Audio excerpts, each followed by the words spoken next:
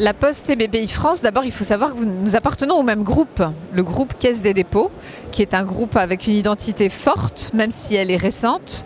Et lorsqu'on parle de servir, lorsqu'on parle de conquête, lorsqu'on parle d'avenir, nous parlons bien sûr de services utiles à tous les Français, qu'on parle d'identité numérique, que l'on parle d'un numérique inclusif, que l'on parle de la croissance, de notre soutien au plan de relance avec notre banque.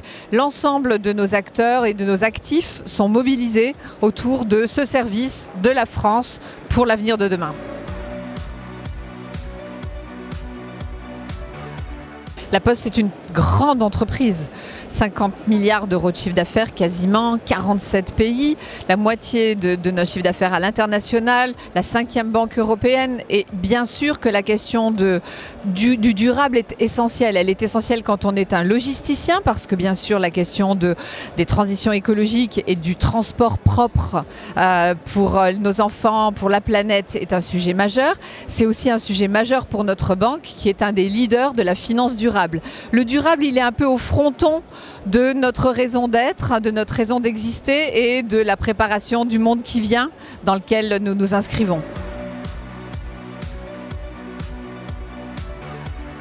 Quand on parle d'inclusion numérique ou quand on parle de numérique en digital, en général, on peut être un peu étonné d'y voir la Poste. Mais je vous l'ai dit, ça fait partie des éléments que nous revendiquons et où nous proposons des offres et des solutions.